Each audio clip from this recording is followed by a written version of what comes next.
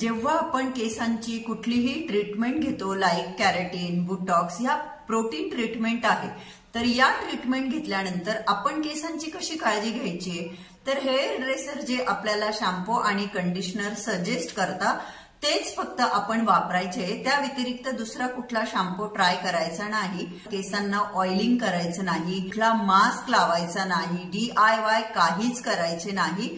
तुमचे case as it is 6 to 7th month जेवढा period त्यांनी सांगितला आहे की त्या प्रोडक्टचा असर तुमच्या केसांवर राहणार आहे, तेवढा टाइम तुमचे केस हे छानच राहणार आहे.